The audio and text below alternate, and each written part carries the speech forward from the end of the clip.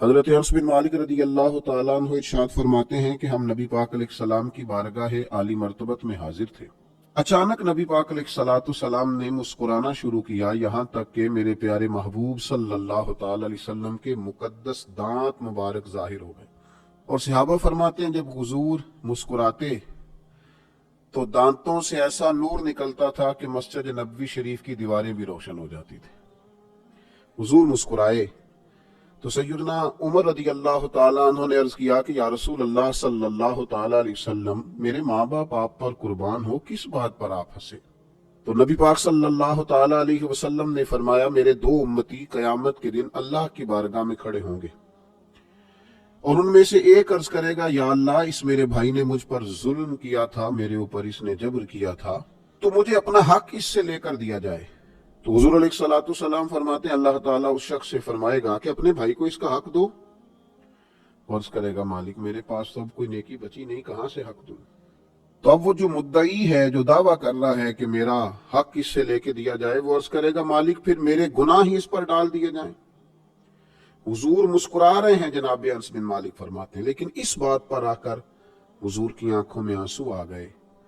نبی کریم صلی اللہ تعالی علیہ وسلم فرمانے لگے، وہ بڑا ہولناک دن ہوگا قیامت کا۔ لوگ اس دن تلاش کریں گے کہ کوئی ایسا شخص ہمیں ملے، ضرورت محسوس کریں گے کہ جو ہمارا بوجھ اٹھائے۔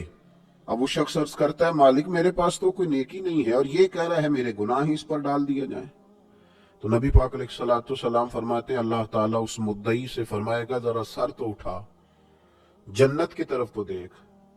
تو وہ جنت کی طرف سر اٹھا کر دیکھے گا اور دیکھ کر عرض کرے گا، مالک میں ایک چاندی کا شہر دیکھ رہا ہوں جس میں سونے کا محل بنا ہوا ہے، ہیرے جواہرات سے مرصع ہے وہ محل۔ اے مالک، کون اس کا مالک بنے گا؟ یہ کس کو ملے گا؟ تو اللہ تعالیٰ فرمائے گا، جو اس کی قیمت ادا کرے۔ تو وہ عرض کرے گا، مالک اس کی قیمت کون ادا کرے گا؟ تو اللہ تبارک و تعالیٰ فرمائیں گے، تو بھی اس کا مالک بن سکتا ہے۔ تو بڑے تجسس سے، بڑے شوق سے عرض کرے گا، مالک میں کیسے مالک بن سکتا ہوں؟ تو اللہ فرمائے گا، تو اپنے بھائی کو معاف کر دے، میں تجھے اس محل کا مالک بنا دیتا ہوں۔ کر دے معاف اپنے بھائی کو، درگزر کر اپنے بھائی سے، بھول جا اس کی خطاؤں کو، کچھ دیر کے لیے چھوڑ دے جو اس نے غلطیاں کی، تو معاف کر دے اسے، اور میں اس محل کا تجھے مالک بناتا ہوں۔ نبی پاک صلی اللہ تعالی علیہ وسلم ارشاد فرماتے ہیں، وہ فوراً عرض کرے گا، مالک میں نے اپنے بھائی کو معاف کیا۔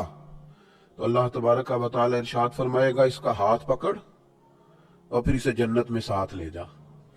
جا، گویا میں نے اسے بھی جنت دی۔ یہاں شارحین حدیث نے لکھا ہے کہ یہ جس کو کہا جا رہا ہے کہ اس کو پکڑ کے جنت میں لے جا، اگرچہ اس سے غلطیاں ہوئی لیکن بعد میں اس نے توبہ سچی کی، اس نے اللہ کی بارگاہ میں گڑ گڑا کے معافیاں مانگی، اس نے کوشش کی حق ادا کرنے کی، لیکن اگر کچھ کمیاں رہ گئیں تو چونکہ سچا تھا، ادا کرنا چاہ رہا تھا، کچھ باتوں پہ پہنچ نہ سکا، تو آج اللہ تبارک و تعالی اس کی طرف سے لوگوں کو صلہ عطا کر رہا ہے۔ اللہ فرماتے ہیں، اس کا ہاتھ پکڑ اور جنت میں لے جا۔ اللہ کے محبوب صلی اللہ تعالی علیہ وسلم نے نتیجے کے طور پر، ریزلٹ کے طور پر یہاں ایک بات ارشاد فرمائی۔ حضور فرمانے لگے، اللہ تعالیٰ سے ڈرو اور باہمی معاملات درست رکھو، اللہ تبارک و تعالیٰ قیامت کے دن مومنوں میں صلح کرائے گا، تو تم یہیں اپنے معاملات کو درست رکھو۔ اب مجھے بتائیے، ایک تو یہ نتیجہ نکلا کہ مالک کریم کتنا ہے، مہربان کتنا ہے، توبہ کرنے والے پر عطا کتنی۔ دوسرا، حضور کی علم و حکمت کی اس گفتگو سے سمجھیے کہ اللہ درگزر کرنے والے کو عطا کتنا کرتا ہے، اور پھر یہ بھی دیکھیے کہ صلح کرانا کتنا مقدس کام ہے۔ دو بھائیوں کو ملا دینا، قریب کر دینا، روٹھے ہوں کو ایک دوسرے کے قریب کرنا کتنا عظیم کام۔